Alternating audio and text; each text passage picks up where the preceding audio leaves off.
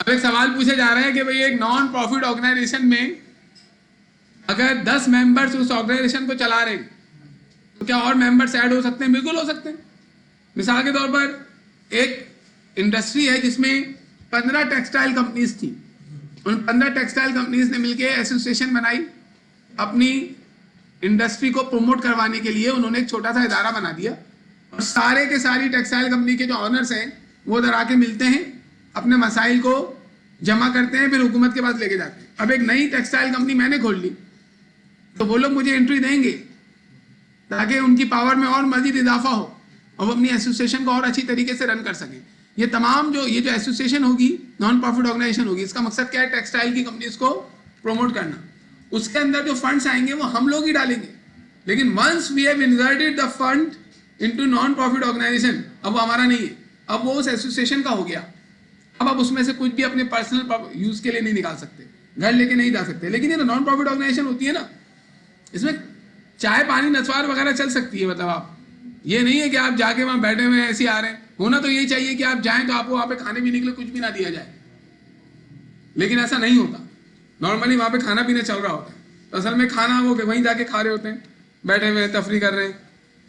और इसको बहुत नेगेटिवली भी लोग यूज कर रहे हैं नॉन प्रॉफिट ऑर्गेनाइजेशन कि बनाया इंडस्ट्री की जो है वो प्रमोट करने के लिए था और फिर उसके अंदर जो है वो मनी लॉन्ड्रिंग भी कर रहे हैं उस ऑर्गेनाइजेशन की मदद से, एसोसिएशन की। नॉन प्रॉफिट है ना, नॉन प्रॉफिट पे टैक्स नहीं होता। बहुत सारी और भी जो है वो गवर्नमेंट इसको सपोर्ट देती है। तो वो लोग क्या करते हैं, फिर अपने बिजनेस के जो अफेयर्स है वो उसमें मिला जुला के कहानियां कर रहे होते हैं, जिसकी वजह से फ्रॉड हो रहा होता है। जी, सब नॉन प्रॉफिट ऑर्गेनाइजेशन में इस्तेमाल होने वाली गैस, बिजली, यानी सारी यूटिलिटीज उसी का अपना एक्सपेंस है। तो कल जो हमने न्यूमेरिकल सॉल्व किया था उसमें हमने देखा था कि यूटिलिटी एक्सपेंस आ रहा था, उसके अपने एक्सपेंसेस रिकॉर्ड हो रहे हैं। सही है भाई।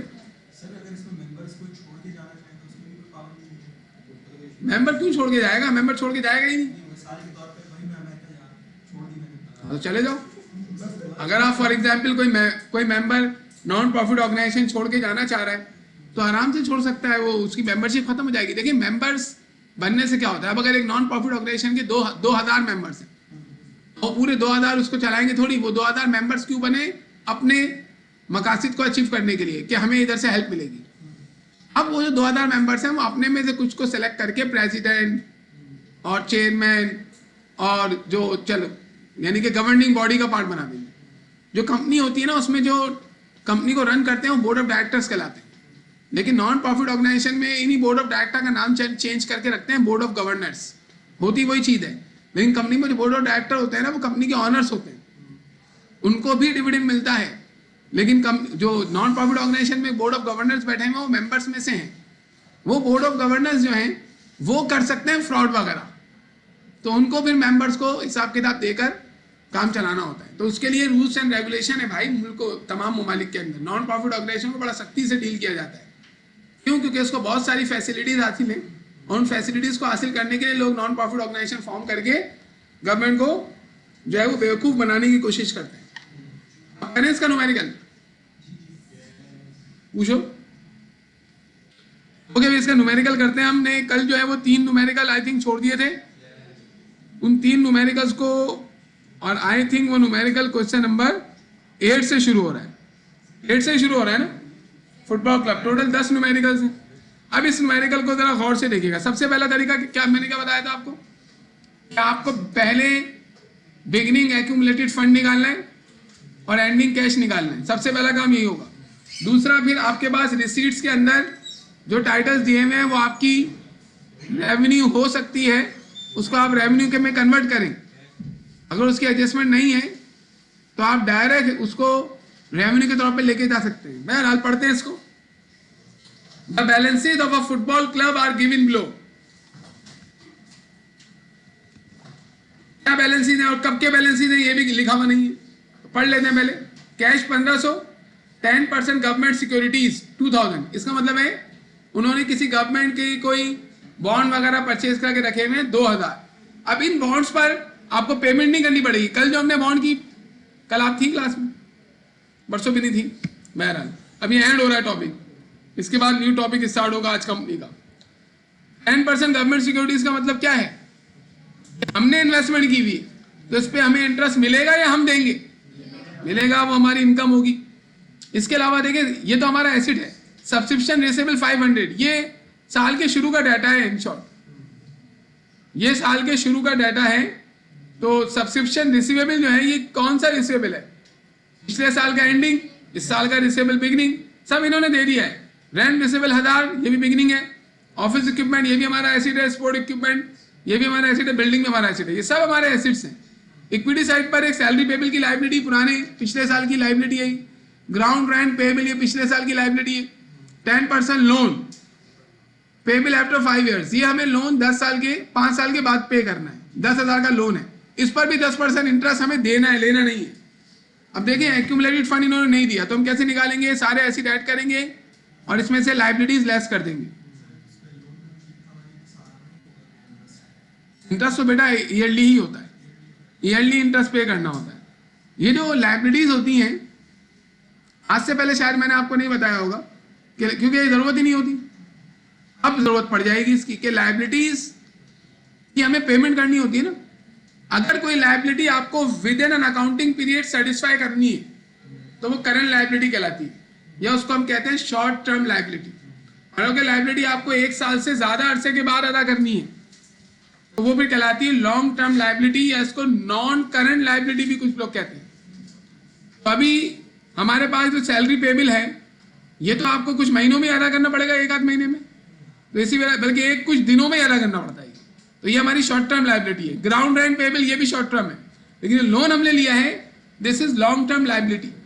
लॉन्ग टर्म लाइबिलिटी ज्यादातर कंपनी के अंदर पाई जाती है, तो अभी कंपनी आएगी तो उसमें लॉन्ग टर्म लाइबिलिटी का टाइटल बहुत ज्यादा यूज होगा। अब पहला काम कर लेते हैं अपना, क्या?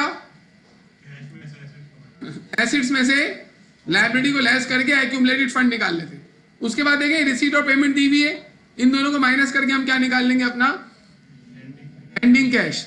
और ये देखिए, रिसीट के अंदर इन्होंने बिगनिंग बैलेंस भी 1500 यहाँ लिख दिया है, यहाँ से उठाकर। तो फिर हमें बस रिसीट में से पेमेंट लेस कर लेनी है, बिगनिंग कैश हमें ऐड करने की जरूरत नहीं पड़ेगी। लेकिन अगर ये 1500 यहाँ बिगनिंग बैलेंस ना लिखा होता तो हम एंट्रेंस फी से शुरू कर रहे होते। अब इनकी कलेक्शन देखिए किन किन चीज़ों की हुई है। 1500 रुपये की एंट्रेंस फी आई है। फुटबॉल क्लब में लोग आते होंगे, मतलब ये टिकट है एक तरीके से, तो ये इनकी रेवेन्यू है। सब्सक्रिप्शन इनकी रेवेन्यू होगी 19,000। अब इसको कन्वर्ट करना पड़ेगा। रेंट रेवेन्यू हमारी रेवेन्यू है, डोनेशन भी हमारी रेवेन्यू है। और इंटरेस्ट ऑन सिक्योरिटीज, सिक्योरिटी जो हमने ऊपर परचेज की उस पर 10% इंटरेस्ट कितना बनता है? 200। तो 200 रुपये हमने रिसीव कर लिए, ये हमारी इनकम है, कलेक्शन हो चुकी है इसकी।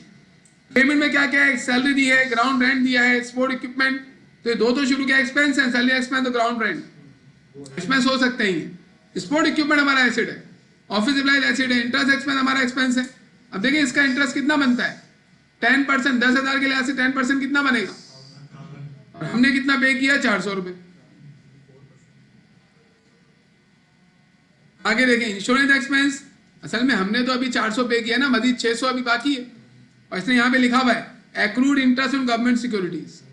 इसका मतलब है हमें पे करना है इंटरेस्ट। कितना पे करना है? 600 मजीद पे करना है, तो उसकी एंट्री बनेगी ना फिर।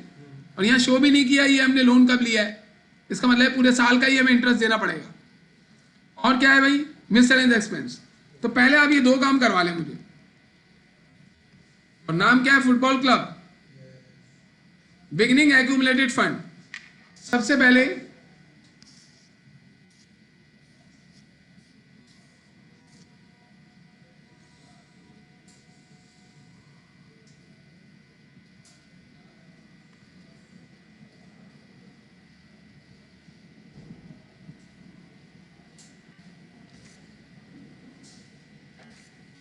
तो बिगिनिंग एक्यूमुलेटेड फंड निकाला जाएगा। जी बताइए, बिगिनिंग एक्यूमुलेटेड फंड में हम क्या लिखेंगे? अपने सारे एसेट्स। ये हैंडआउट अब आपके पास है ना, तो आप बता सकते हैं। कैश हमारा बिगिनिंग था 1500, और इसके अलावा हमारे पास है बिगिनिंग में ये है सारे beginning assets. 10% government securities, 10% government securities. अदान हो रही है, रुक जाते हैं।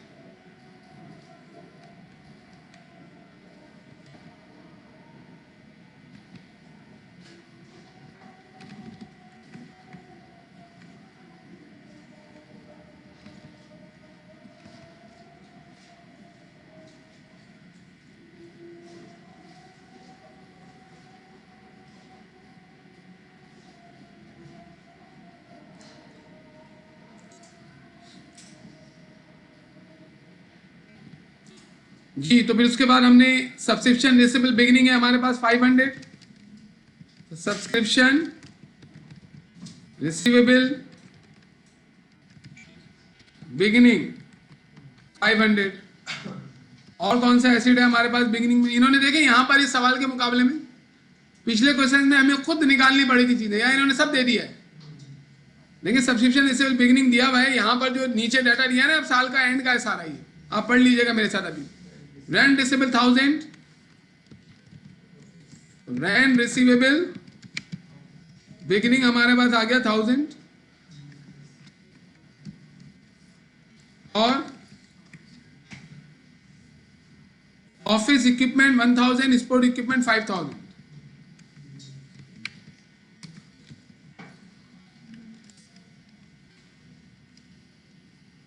ऑफिस इक्विपमेंट और कौन सा इक्विपमेंट था? Sports equipment.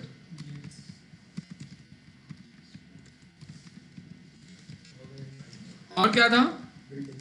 बिल्डिंग 1000, 5000 और बिल्डिंग हमारी आ गई 1000, 5000, 15000। ये हमारे सारे एसिड्स हमने लिख दिए, सारे एसिड एक साथ दे दिए तो हमारी जिंदगी आसान होगी। अब इसको हम कर लेंगे सम, हमारे टोटल एसिड्स आ जाएंगे। जैसे सिंगल एंट्री में होता था वही हो रहा है बिल्कुल ये। इसी वजह से सिंगल एंट्री पहले पढ़नी चाहिए, इससे फिर आपको आसानी से इसमें काम कर सकते हैं आप। अब लाइब्रेरी में हमारे पास क्या क्या है? Salary payable, ground rent payable. हम लिखेंगे सैलरीज पेबल और ग्राउंड रेंट पेबल। और एक और लाइब्रेरी है 10% लोन, 10% लोन। ये कितना कितना अमाउंट है इसका? डायरेक्ट लेस कर लेते हैं, 600, 400 और 10,000, 600, 400 और 10,000। इन तीनों को माइनस करने के बाद आपके पास बिगिनिंग एक्यूमुलेटेड फंड आ गया। इधर लिख लेंगे हम एक्यूमुलेटेड फंड बिगिनिंग। ये जाएगा हमारा स्टेटमेंट ऑफ अफेयर्स में।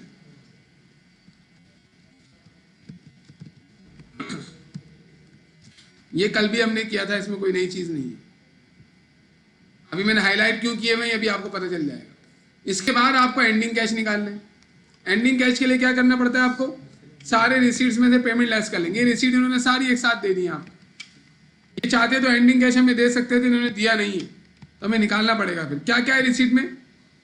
कैश बैलेंस, बिगिनिंग कैश, बल्कि इधर लिख देते हैं कैश रिसीट्स। हाँ, अलग से भी ऐड कर सकते हैं, इन्होंने एक साथ दे दिया तो हम ये भी कर सकते हैं। हालांकि कैश रिसीट नहीं है ये, तो बिगिनिंग कैश है, तो वैसे ही कर लो। एंट्रेंस फी,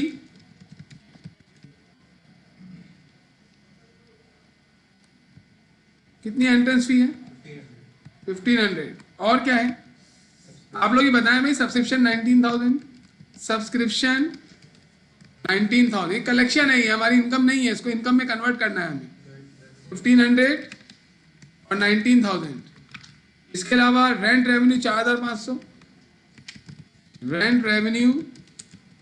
और क्या है? डोनेशंस। और इसके अलावा interest on securities, interest on securities. मतलब इसके अमाउंट बताइए। रेंट रेवेन्यू हमारा है 4,500, 2,000 ये आ गया, और इंटरेस्ट ऑन सिक्योरिटीज है 200। इन सबको सम कर लेंगे तो हमारा टोटल रिसीट आ जाएगा।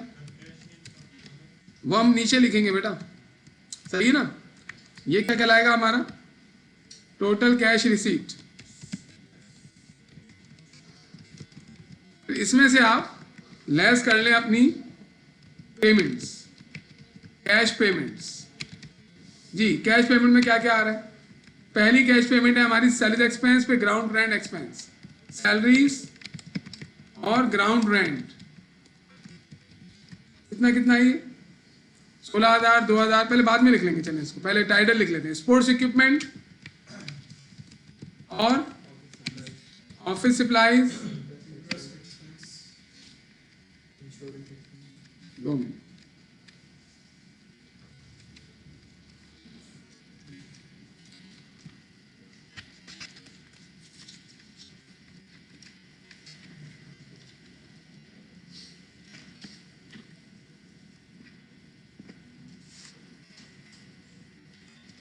ऑफिस सप्लाईज, और उसके बाद क्या है? Interest expense, insurance expense, interest expense, insurance expense और मिससेलेनियस एक्सपेंस। ये सारे टाइटल्स लिख लिए हमने, अभी सबको माइनस कर लिया। तो इनको आप चाहें तो फर्स्ट सीरियल में भी लिख सकते हैं, लेकिन अभी डायरेक्ट चलें फर्स्ट सीरियल में लिखते हैं उसको। इनको यहां ट्रांसफर कर दें जी। कितने कितने अमाउंट है इनके? 16,000, 2,000, 2,000, 16,000, 2,000 और 2,000। सही है। 500, 400, 500, 500 सही है। 500, 400, 500 और 500, इन सबको सम करके यहां से लेस कर लेंगे। फिर हमारे पास जो आएगा ना, ये क्या कहलाएगा बेटा? 27,200 से कैश रिसीट हुआ, 21,900 से कैश डिक्रीज हुआ, तो ओवरऑल ये कहलाएगा कैश डिक्रीज या डिक्रीज इन कैश। कैश कम हो गया ना हमारे पास, कितने से कम हो गया? 5,300 से। और इनिशियली हमारे पास कैश कितना रखा हुआ था? 1,500। तो ये 1,500 इसमें ऐड कर लेंगे। ऐड कैश बिगिनिंग 1,500 इसमें ऐड हो जाएंगे। इंक्रीज इन कैश है, ये डिक्रीज क्यों लिखवाया है? This is increase in cash. सही है, गलत गलत काम नहीं करवाओ। अब इनको ऐड कर लें तो आपके पास एंडिंग कैश आ गया।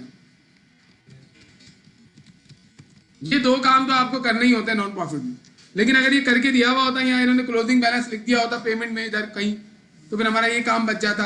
वो एक्यूमुलेट फंड भी निकाल के दे सकता था, लेकिन नहीं निकाल के दिया। अब हमें एडजस्टिंग एंट्रीज बनानी है पहले, और एडजस्टिंग एंट्री बनाते वक्त जरा एहतियात करनी पड़ेगी, गौर से देखना है चीजों को, क्योंकि ये सवाल 8, 9, 10 जो ये बड़े अच्छे क्वेश्चन है। Unused office supplies. अब आप देखें आपके पास ऊपर ऑफिस सप्लाईज कहां कहां मौजूद है। क्या बिगिनिंग बैलेंसिंग में ऑफिस सप्लाईज था? बिगिनिंग बैलेंसिंग में ऑफिस सप्लाईज तो नहीं नजर आ रहा मुझे। यहां बिगिनिंग बैलेंसिंग में कहां है ऑफिस सप्लाईज? अच्छा, फिर हमने ऑफिस सप्लाईज परचेज किए, देंगे पेमेंट में नजर आ रहा होगा 500 रुपए की, उसमें से 200 रुपए की अनयूज्ड है। तो इसका मतलब हमने तो इनिशियली उसे एसिड रिकॉर्ड किया हुआ है ना ऑफिस सप्लाईज के टाइटल से। अब एक्सपेंस रिकॉर्ड करेंगे 300 रुपए से। तो जो पहली एडजस्टमेंट है वो हमारी क्या बनेगी? Office supplies expense debit. Adjustment अगर अभी भी आपने रिवाइज नहीं की हुई ना, कुछ लोगों ने रिवाइज कर लें। कैश फ्लोज और एनालिसिस ऑफ फाइनेंशियल स्टेटमेंट में बड़ी हेल्प होती है उससे। और ऑफिस सप्लाईज क्रेडिट जी, कितना रुपए? 200, 500 की सप्लाईज थी, हमने एक्सपेंस रिकॉर्ड किया है ना, एक्सपेंस का अमाउंट नहीं दिया, तो बस 300 से एंट्री बन जाएगी। नरेशन मैं नहीं लिख रहा हूं। आगे चलते हैं, दूसरी एडजस्टमेंट बनाते हैं। ये आसान एडजस्टमेंट थी। सब्सक्रिप्शन एंड रेंट रिसीवेबल 1,500, तो रिसीवेबल बोल दिया ऐसे, तो रिसीवेबल की एंट्री बना दो। कंबाइन एंट्री बना देते हैं हम।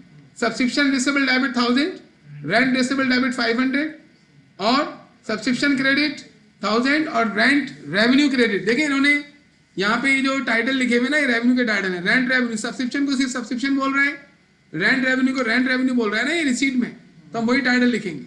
तो क्या एंट्री बन गई हमारी? सब्सक्रिप्शन रिसीवेबल डेबिट और रेंट रिसीवेबल डेबिट और सब्सक्रिप्शन क्रेडिट और रेंट रेवेन्यू क्रेडिट। अब इनके अमाउंट बताइए। सब्सक्रिप्शन रिसीवेबल है 1,000, ये 500, ये भी 1,000 आ जाएगा और ये 500 आ जाएगा। कंबाइन बना दिया हमने, जान खत्म हो गई।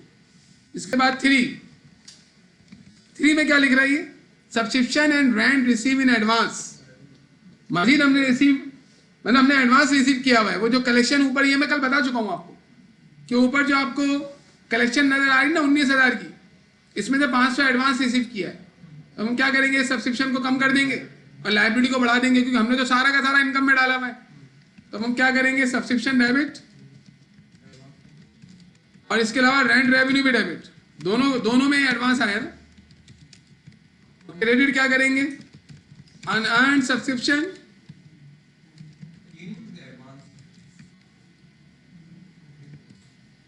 लिख दें आप, लेकिन टाइटल तो अनअर्न्ड होता है ना बेटा, unearned rent, these are the titles. अच्छा, अब इसमें अमाउंट बताइए, कितने से सब्सक्रिप्शन हमने कम किए? 500, और उस 500 को हमने लाइब्रेरी बना दिया, और इसके अलावा 300 से हमने रेंट को कम किया, इनकम को, और उसको भी हमने लाइब्रेरी बना दिया। ये हो गई कहानी। अब इसके बाद ये हमारी एडजस्टमेंट आ रही है 4 एडजस्टमेंट जरा देखिएगा आप क्या बोल रहा है। ये ग्राउंड रेंट पेबल 500। अब मुझे एक बात बताएं, आपके पास सब्सक्रिप्शन रिसेबल की ऊपर लाइब्रेरी मौजूद थी ना 500, ऊपर सब्सक्रिप्शन रिसेबल की लाइब्रेरी, सब्सक्रिप्शन रिसेबल 500 मौजूद था, तो दोबारा सब्सक्रिप्शन रिसेबल बता रहा है, तो ये सब्सक्रिप्शन रिसेबल तो एंडिंग है ना। आप चाहें तो इसका अकाउंट बना सकते थे, लेकिन मैंने अकाउंट बनाए बगैर काम कर दिया। अगर आप इसका अकाउंट बनाते तो आप क्या करते? आप बोलते भाई एंडिंग जो यहाँ पे रिसेबल की बात कर रहा हूं, हमने अकाउंट नहीं बनाया है, हम अकाउंट बना सकते थे रिसेबल का, लेकिन ये जो हमने अकाउंट इस वजह से नहीं बनाया कि जो सब्सक्रिप्शन है ना, इस पर दो चीजें इंपैक्ट डाल रही हैं, रिसेबल भी इंपैक्ट डाल रहा है और अनअर्न्ड भी इंपैक्ट डाल रहा है। हमने इसको अलग अलग डील कर लिया, हमने इसको अकाउंट नहीं बनाया इसका, हम अकाउंट बना सकते थे इसका। अगर मैं इसका अकाउंट बनाऊं तो क्या होगा देखिए,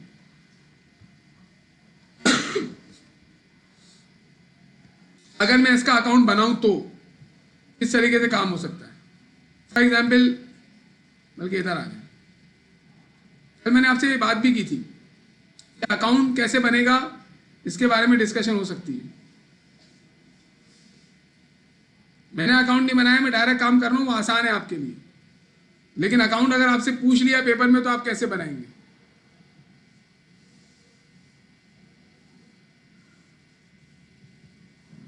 पहले तो मुझे ये बात बताएं कि अभी जो आप काम कर रहे हैं उसमें सब्सक्रिप्शन इनकम का फाइनल अमाउंट क्या आएगा। जैसे अभी हम दोबारा उस क्वेश्चन में चले जाते हैं फुटबॉल क्लब वाले में, और सब्सक्रिप्शन का तो काम हम पूरा कर चुके हैं ना। कितनी सब्सक्रिप्शन की कलेक्शन हुई थी? 19,000। सही है, आपने उसे पूरे को इनकम रिकॉर्ड कर लिया, फिर एडजस्टमेंट आपने बनाई और आपने कहा नहीं, इनकम को बढ़ाओ, ये इनकम बढ़ी है आपकी 1000 से, तो इनकम कितनी हो गई? 20,000। और फिर इनकम को आपने कम किया 500 से, 19,500 आपकी इनकम हो गई। ये इनकम का आपका असल बैलेंस है। अब देखिए, ये इनकम इधर भी निकाल सकते हैं हम क्या करेंगे, हम अकाउंट बनाएंगे सब्सक्रिप्शन का। सब्सक्रिप्शन मतलब ये आप सिर्फ सब्सक्रिप्शन लिखा हुआ है इसमें। आपको एक बात और मालूम है, ये जो बिगिनिंग सब्सक्रिप्शन है इसको भी तो एडजस्ट करना है ना इसमें से। अभी कितना अमाउंट आया था सब्सक्रिप्शन इनकम का आपका, लेकिन ये जो सब्सक्रिप्शन रिसेबल है ये भी तो इस कलेक्शन, ये भी तो इस 19,000 में शामिल हो गई होगी। इसका मतलब है जो 19,000 की कलेक्शन इस दफा हुई है, इसमें पिछले साल के 500 भी शामिल है, वो आपको इसमें से हटाने पड़ेंगे ना। तो असल में इनकम कितनी हुई? 19,000। ये 19,000 इनकम ना इस अकाउंट में डायरेक्ट निकल सकती है। इसमें क्या करेंगे आप, पहले पुराने बैलेंसेस लिखेंगे। रिसेबल डेबिट में होता है, क्रेडिट में होता है, और अनअर्न्ड कहाँ होता है? तो अनअर्न्ड का तो देखिए सब्सक्रिप्शन का पहले बैलेंस ही नहीं दिया हुआ, अनअर्न्ड का बैलेंस नहीं दिया हुआ, लेकिन रिसेबल का बैलेंस दिया हुआ है 500। तो आप क्या करेंगे, यहाँ लिखेंगे बैलेंस बीडी। डेबिट में क्यों लिख रहा हूं? क्योंकि ये रिसेबल का बैलेंस है और आपने 500 बैलेंस लिख देना है। गौर से देखें जरा, ये काम हम ओरल कर रहे हैं, हम सब्सक्रिप्शन का अकाउंट नहीं बना रहे। अब कलेक्शन जब होती है सब्सक्रिप्शन की, तो हमारी इनकम बढ़ती है कम होती है? इनकम बढ़ती है तो क्या होती है? क्रेडिट। ये सब कंबाइन किया हुआ है सब्सक्रिप्शन में, तो हम क्या करेंगे, 19,000 से इसको क्रेडिट करेंगे। ये हमारी क्या है? कलेक्शन है, कैश। जब कैश होती है तो कैश डेबिट, सब्सक्रिप्शन क्रेडिट। हमने यही एंट्री बनाई होगी साल के दौरान, कैश डेबिट सब्सक्रिप्शन क्रेडिट, जबकि ये रिसेबल का अमाउंट है हमारा 500। फिर क्या हुआ साल के एंड में? साल के एंड में तुम लोगों ने एडजस्टमेंट बनाई और तुम लोगों ने इसमें सब्सक्रिप्शन को क्या किया है? थर्ड में नहीं, सेकंड में। सेकंड में सब्सक्रिप्शन को बढ़ा के क्रेडिट किया है, तो इसको हम देखें क्रेडिट में डाल देते हैं। ये मैं क्रेडिट में डाल रहा हूँ 1000। ये क्या है? इसकी एंट्री क्या बनी थी? Subscription receivable debit, subscription credit. तो ये रिसेबल का अमाउंट है ना। कौन सा रिसीवेबल? एंडिंग रिसेबल की वजह से इनकम क्रेडिट हुई, ये रिसेबल अगले साल शुरू में आएगा इधर डेबिट में, ये सब्सक्रिप्शन क्रेडिट किया आपने 1000 से, subscription receivable debit, subscription credit. इसके अलावा अनंत सब्सक्रिप्शन भी है कितनी 500। आप क्या करेंगे, अनंत सब्सक्रिप्शन की वजह से आपने क्या किया है सब्सक्रिप्शन को, इधर आए जरा, अनंत की वजह से सब्सक्रिप्शन क्या हुई है, डेबिट हुई है ना 500 से, तो आप इसको 500 से यहाँ पर अपने अकाउंट में डेबिट कर दें। ये किसकी वजह से डेबिट हुई है, अनंत की वजह से। अब इसका बैलेंस निकालें, 19,000 क्रेडिट, ये वही इनकम है जो हमने अभी खुद ओवरऑल निकाली। तो आप चाहें तो सब्सक्रिप्शन का अकाउंट बना के भी काम कर सकते हैं, ये मैंने आपको बता दिया है। अगर पेपर में वो बोले सब्सक्रिप्शन का अकाउंट बनाओ तो उसके लिए आप क्या करेंगे, देखिए मैं आपको दोबारा से एक चीज बता देता हूं। आप करेंगे ये आप नोट कर लीजिएगा बाद में अपने पास, दिस इज वेरी इंपॉर्टेंट। हो सकता है वो आपसे एमसीक्यूज में पूछ ले कि सब्सक्रिप्शन इनकम निकालो, तो फिर आपको क्या करना पड़ेगा, बिगिनिंग रिसीवेबल, जो रिसीवेबल होगा ना सब्सक्रिप्शन का बिगिनिंग, उसको डेबिट में लिखना है। और इसके अलावा जो अनंत होगा ना, अनंत का अमाउंट, अनंत बिगिनिंग, उसको कहाँ लिखना है, क्रेडिट में, क्योंकि लायबिलिटी है ये। अब मैं अपनी तरफ से यहाँ पे लिख रहा हूँ अनंत फॉर एग्जाम्पल 4000। जो कलेक्शन होगी उसे क्रेडिट में डालना है, और जो रिसीवेबल एंडिंग है उसको भी क्रेडिट में डालना है, क्योंकि रिसीवेबल की वजह से हमारी इनकम बढ़ती है। और अनंत एंडिंग को कहाँ डालना है, डेबिट में। ये करने के बाद इसका बैलेंस निकाल लेना है, तो आपका सब्सक्रिप्शन इनकम का अमाउंट आ जाएगा। बिगिनिंग रिसीवेबल यहाँ पर ही आना चाहिए क्योंकि एसिड है, एंडिंग और बिगिनिंग अनंत यही आना चाहिए क्योंकि लायबिलिटी है। कलेक्शन की वजह से सब्सक्रिप्शन क्रेडिट ही होती है, ये मसला तो हो गया। बाकी ये जो रिसीवेबल एंडिंग है और अनंत एंडिंग है, इसको आपको रिसीवेबल को क्रेडिट में, अनंत को डेबिट में डालना है। अब अगले साल का जब अकाउंट बनाएंगे ना आप, तो ये जो एंडिंग है ये जाएगी क्रेडिट में, और ये रिसीवेबल कहाँ जाएगा, डेबिट में, यानी अगले साल के अकाउंट में। अगर ये अकाउंट किसके लिए है, ये अकाउंट है फॉर 2015। अगर आप 2016 का अकाउंट बनाएंगे ना, तो उसमें ये रिसीवेबल सब्सक्रिप्शन की डेबिट साइड पे होगा, और ये जो 500 का अनंत है एंडिंग, ये क्रेडिट साइड पर होगा। इस बात को याद रखिएगा, ऐसे भी आपसे पेपर में सब्सक्रिप्शन या रेंट रेवेन्यू उसका अकाउंट मांगा जा सकता है, तो आप बना के इस तरीके से इसका इनकम निकाल सकते। या फिर जो मैं आपको तरीका बता रहा हूँ शुरू से, और वो तरीका क्या है कि हमारी जो कलेक्शन है वो कितनी, 19,000 में 500 तो पुराने कलेक्ट हुए होंगे, तो उनको हटा दो, कितना हो गया 18,500। फिर इसके अलावा हमारी 1,000 रुपये रिसीवेबल है, वो कलेक्ट नहीं हुई, लेकिन इनकम तो इस साल की है, तो उसे ऐड कर लो, कितना हो गया 19,500। और 500 जो हमने एडवांस कलेक्ट किया हुआ है वो तो इस साल की इनकम नहीं है, तो उसको 19,500 में से निकाल दो, तो बचे 19,000। ये 19,000 आपके इनकम के तौर पे जाएंगे। इसको अकाउंट में ही बना सकते हो, और इस तरीके से ओरल भी निकाल सकते हो। हम ओरल निकाल के हम माइनस प्लस कर रहे हैं। इस तरीके से ना ग्राउंड रेंट पेबल में भी ना हमें उसकी लायबिलिटी को पीछे से कंसीडर करना पड़ेगा। कितनी लायबिलिटी थी हम पर ग्राउंड रेंट की पहले, 400, अब लायबिलिटी कितनी है 500। तो पूरी 500 की लायबिलिटी से आप लायबिलिटी को क्रेडिट तो करेंगे, लेकिन एक्सपेंस कितना है कैसे निकालेंगे। आपने कितना ग्राउंड रेंट पे किया है, 2,000 पे किया ना, ये लिखा हुआ है देखिए पेमेंट। इस साल ग्राउंड रेंट की पेमेंट कितनी है 2,000, और 2,000 पे करने के बावजूद आप पर लायबिलिटी कितनी पड़ी हुई है 500 की। यानी ग्राउंड रेंट पेबल की लायबिलिटी का एंडिंग बैलेंस है ये। ग्राउंड रेंट पेबल का यहाँ पे मतलब ये नहीं है कि इतने से लायबिलिटी रिकॉर्ड कर दो, इसका मतलब है कि ये इसका एंडिंग बैलेंस है लायबिलिटी का। पहले बिगनिंग बैलेंस 400 था, अब एंडिंग बैलेंस बच गया कितना 500। अब आप चाहें तो अकाउंट से भी कर सकते हैं, ओरल भी कर सकते हैं। कैसे करेंगे ओरल, 2,000 पे करने के बावजूद लायबिलिटी कितनी रह गई 500। इसका मतलब है 500 पेमेंट से पहले लायबिलिटी कितनी होगी 2,500। उस 2,500 में तो पुरानी लायबिलिटी कितनी थी 400, ऊपर 400 की लायबिलिटी थी। तो इस दफा का एक्सपेंस कितना हुआ 2,100 रुपए, यानी कि पहले लायबिलिटी कितनी थी 400, 2,100 का एक्सपेंस हुआ, तो टोटल लायबिलिटी हो गई 2,500। 2,500 में से 2,000 पे कर दिए, तो लायबिलिटी रह गई 500 की लायबिलिटी बाकी है। तो एक्सपेंस इस दफा का हमारा 2,000 नहीं है, हमारा एक्सपेंस कितना है 2,100 रुपए। अब इसमें स्टूडेंट गलती क्या कर सकता है, वो 500 की पूरी लायबिलिटी रिकॉर्ड कर दे मजीद, गलत हो जाएगा ये।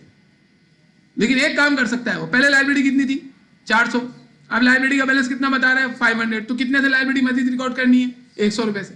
100 रुपए से लाइब्रेरी रिकॉर्ड करेंगे तो एंट्री क्या बनाएंगे, ground rent expense debit, ground rent payable credit. तो फिर आपकी लाइब्रेरी भी 500 हो जाएगी और एक्सपेंस 100 से बढ़ के 2100 हो जाएगा। ये भी कर सकते हैं आप, एक्सपेंस 2100 आएगा। अब आप इसमें कंप्यूटेशन बना के करें, यानी कि पेबिल की जो लाइब्रेरी है वो 500 से नहीं आएगी, क्योंकि ऑलरेडी 400 के ऊपर लाइब्रेरी मौजूद है। तो इसको ऐसे कर लेना, लाइब्रेरी ऊपर मौजूद है ना, कितनी 400 करनी, कितनी 500, तो 100 से लाइब्रेरी बढ़ा दो, हम एंट्री बना देंगे इधर। क्या देखिए, डिफरेंट तरीकों से सोच सकते हैं आप, तमाम तरीकों से एक ही आंसर आना चाहिए। ग्राउंड रेंट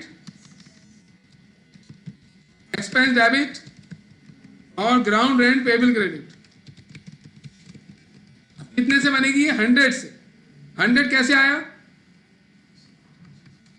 आप ऐसे लिख लें, ये भी कर सकते हैं। आप बोले भाई कि 500 पहले नहीं, 400 पहले लाइब्रेरी दिया, 500 है तो इसमें से 400 को लेस करो, तो मजीद 100 रुपए की लाइब्रेरी हमें रिकॉर्ड करनी है।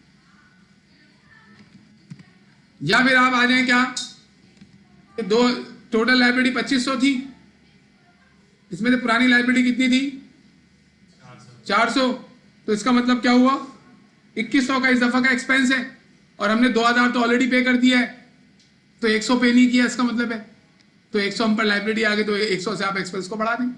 ऑलरेडी आप 2000 का एक्सपेंस रिकॉर्ड कर चुके हैं। ये इसमें थोड़ी एहतियात से काम करना पड़ता है। और आसान तरीका क्या है कि ऊपर जो पेबिल है और नीचे पेबिल है, उसको माइनस करके एंट्री बनानी है, आप उसी अमाउंट से एंट्री बनानी है। पेबिल में करना ये होता है, अगर सैलरी पेबिल ऊपर लिखा हुआ 10 लाख, फिर सैलरी पेबिल नीचे बता रहा हो 12 लाख, तो फिर 2 लाख से बढ़ाना है ना आपने, और आपने 12 लाख से थोड़ी एंट्री बनानी है। आज से पहले आप लोगों ने क्या सुना हुआ था, पेबिल को उसी अमाउंट से एंट्री बना देनी है, लेकिन अब आपके सामने आ गया, क्योंकि उस वक्त पेबिल का अकाउंट ऊपर नहीं होता था। लेकिन अगर पेबिल का अकाउंट ऊपर मौजूद हो तो फिर नीचे जो बता रहा होगा ना पेबिल, वो बता रहा होगा इतना पेबिल करो, तो फिर आपको माइनस करके एंट्री बनानी पड़ेगी। और ऊपर पेबिल का अकाउंट ही ना हो, डायरेक्ट नीचे बता रहा हो सैलरी पेबिल, तो फिर तो वही अमाउंट आएगा ना। तो उस वक्त के लिहाज से वो बात ठीक थी कि एक्रूड में उसी अमाउंट से एंट्री बना दो तो नीचे दी हुई है। लेकिन अगर एक्रूड का अकाउंट ऊपर बैलेंस शीट में मौजूद है तो फिर उस अमाउंट से एंट्री थोड़ी बनेगी, फिर आप माइनस करके एंट्री बनाएंगे। हाँ, वो टोटल दिया हुआ है, पूरा पे कर दिया, तो फिर तो एंडिंग में नहीं होना चाहिए ना उसका बैलेंस। देखिए, आपको जो ट्रायल बैलेंस देगा ना फाइनेंशियल स्टेटमेंट के न्यूमेरिकल में, उसमें अगर लिखा हुआ है सैलरी पेबल का अकाउंट, तो सैलरी पेबल का वो अकाउंट है जो साल के एंड में बचा, बिगनिंग थोड़ी होगा वो। ये तो इनकम्प्लीट डाटा होता है इसमें। तो इसमें साल के शुरू में ये था, साल के दौरान का हमें सिर्फ यही बताया ना इसने 2000, इसने तो हमें पेमेंट बता दी। आपके बाद जो फाइनेंशियल स्टेटमेंट का न्यूमेरिकल आता है उसमें ट्रायल बैलेंस में क्या होता है, साल के शुरू के बैलेंसेस होते हैं, साल के एंड के बैलेंसेस होते हैं। तो फिर तो इसका मतलब हुआ ना कि सैलरी पेबल साल के एंड में 1 लाख था, लेकिन वो बोल रहे नहीं सैलरी पेबल 12 लाख करो, तो 2 लाख से बढ़ाना है। सिनेरियो चेंज हो रहा है ना, सवाल तब्दील हो रहे हैं। अब इसमें क्या है, इसमें तो पेमेंट हमें बता दी, पेमेंट बता दी, बिगनिंग बैलेंस बता दिया, एंडिंग बैलेंस बता दिया, तो यहाँ तो हम पूरा काम कर सकते हैं। डाटा पे डिपेंड करता है आपको क्या करना पड़ेगा। आपके पास नॉर्मल फाइनेंशियल स्टेटमेंट के न्यूमेरिकल के अंदर अगर ट्रायल बैलेंस दे रहा है तो एंडिंग ट्रायल बैलेंस होता है, और अगर बिगनिंग भी दे दे और एंडिंग भी दे दे तो फिर आप उसकी मदद से कैश पेमेंट निकाल सकते हो, तो कैश पे कितना हुआ होगा। अभी फिलहाल के लिए आपको क्या याद रखना है कि नॉन प्रॉफिट ऑर्गेनाइजेशन में आप पेबल की एंट्री उसी अमाउंट से नहीं बनाएंगे, ऊपर भी देखेंगे, और ये नॉर्मल क्वेश्चन में भी देखेंगे, क्योंकि वो एंडिंग बैलेंसेस होते हैं सारे, बिगनिंग नहीं होते जी। तो कितने है 100 से एंट्री बना दी, इसमें तो कोई प्रॉब्लम नहीं है। Building, office equipment, sport equipment में 10% का डेप्रिसिएशन, जैसे ही एडजस्टमेंट बनेगी ना सवाल खत्म हो जाएगा। बिल्डिंग पहले कितनी थी 15,000, फिर बिल्डिंग परचेज की है या नहीं, तो 15,000 पर ही 10% लगेगा। इसके अलावा ऑफिस इक्विपमेंट ऊपर पहले था 1,000, फिर ऑफिस इक्विपमेंट खरीदा है इन्होंने, देखे पेमेंट में क्या नजर आ रहा है, नहीं नजर आ रहा, तो इसका भी 1,000 से जो है वो डेप्रिसिएशन 1,000 पर 10% लगाएंगे। स्पोर्ट इक्विपमेंट पहले थी 5,000 और यहाँ परचेज भी किए 2,000, हो गई 7,000, तो 7,000 पर 10% लगाएंगे। ये जरा एहतियात करनी पड़ेगी। बिगनिंग में आपको देखना है कि मजीद खरीदा है या नहीं, तो क्या एंट्री बनाएं, कंबाइन बना लेंगे, डेप्रिसिएशन एक्सपेंस डेबिट और 3 अलाउंसेस क्रेडिट होंगे।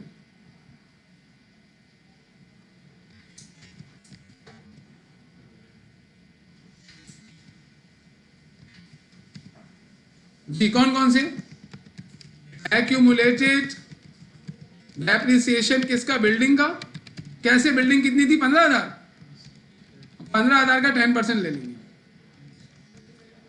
इसके बाद एक्यूमुलेटेड डेप्रिसिएशन कौन सा था? Office equipment. तो ऑफिस इक्विपमेंट पहले 1,000 था, परचेज हुआ नहीं है, तो 1,000 पर ही पहले तो हम लिखेंगे ऑफिस इक्विपमेंट।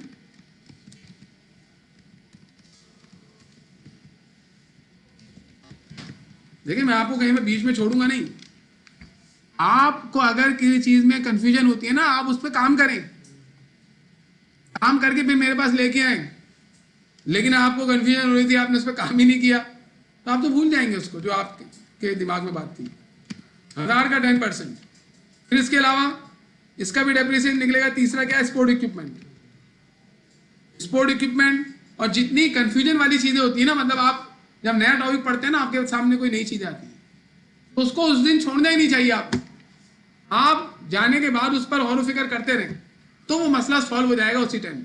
वरना फिर आगे नया मसला आ जाएगा, उसे छोड़ दोगे, उससे छोड़ दोगे। आप लोग छोड़ो यार, अगला वाला मसला सॉल्व करता हूँ, इंसान हूं मैं। स्पोर्ट इक्विपमेंट 5 और 2 7 हो गए। आप क्या करेंगे? यहाँ पर स्पोर्ट इक्विपमेंट का डेप्रिसिएशन 7,000 पे लगाएंगे जी। 7,000 का 10%। कितने कितने अमाउंट आ गई क्रेडिट में? 1,500 इसका आ गया, इसका 100 आ गया और इसका 700 आ गया। इन सबको सम कर लें, 2,300 हो गया। ये हमारा डेप्रिसिएशन की एंट्री बन गई। इसके अलावा और क्या है? Donation is a part of accumulated fund. इससे कहने का मतलब है डोनेशन भी हमारी रेवेन्यू है, इसको भी एक्यूमुलेटेड फंड में ले जाना। मतलब in excess of revenue over expenditure निकालते वक्त डोनेशन को भी डालना अपने रेवेन्यूज में। तो हमें पता है, ये तो नहीं पता था तो हम करते, लेकिन उसे ऐसे लिख दिया। Accrued interest on government securities. Government securities पर आपको इंटरेस्ट निकालना है। देखिए इसने इसके इंटरेस्ट के बारे में कोई बात नहीं की। 10,000 पर आपको इंटरेस्ट पे करना है या पे कर दिया इन्होंने। पहले तो आप इसकी इंटरेस्ट की बात करो। कितना इंटरेस्ट आपने गवर्नमेंट सिक्योरिटी का लेना था? 2,000 का 10%। 2,000 का 10% हमने क्या कलेक्ट कर लिया है? 2,000 का 10% कितना बनता है? 200 रुपये। ये 200 रुपये देखें ऑलरेडी हम कैलकुलेट कर चुके हैं, कलेक्ट कर चुके हैं। तो इसका मतलब है मजीद हमें कुछ भी कलेक्ट नहीं करना है, इसकी कोई भी एंट्री नहीं बनेगी। लेकिन ये जो हमारा है लोन जो हमने लिया है 10%, इस पर तो हमने इंटरेस्ट देना है ना, वो रिकॉर्ड नहीं हुआ हुआ, डेटा में भी नहीं दिया हुआ, तो क्या आप रिकॉर्ड नहीं करेंगे? करेंगे। हाँ लिया हुआ इधर 10% कितना बनता है इसका? 10% बनता है इसका 1,000 और इन्होंने इसकी पेमेंट यहाँ पर 400 रुपये दी हुई है ऑलरेडी, और नीचे भी रिकॉर्ड करने का नहीं बोल रहा। इसका मतलब है हो सकता है कि हमने लोन साल के दौरान कभी लिया हो, यहाँ तो डाटा ही नहीं है हमारे पास।